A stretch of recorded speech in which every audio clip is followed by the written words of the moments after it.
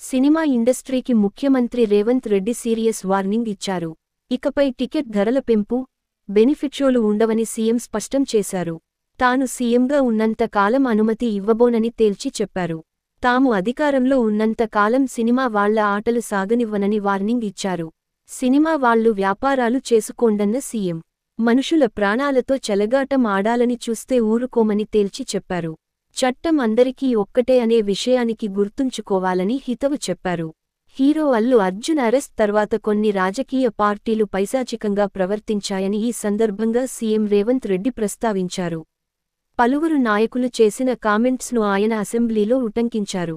తనను నీచంగా తిట్టుకుంటూ పోస్టులు పెట్టారన్నారు. మంత్రిగా పని చేసిన ఒక వ్యక్తి అడ్డగోలుగా పోస్టులు పెట్టారన్నారు. సదరు హీరో భగవత్ స్వరూపుడు అన్నట్లుగా హంగామా చేశారని విమర్శించారు. ముఖ్యమంత్రిని తిట్టడానికి నీచమైన భాషను వాడారన్నారు. ప్రజల ప్రాణాలు తీస్తుంటే కూడా వాళ్లను ఏం చేయొద్దా అని సీఎం రేవంత్ రెడ్డి ప్రశ్నించారు.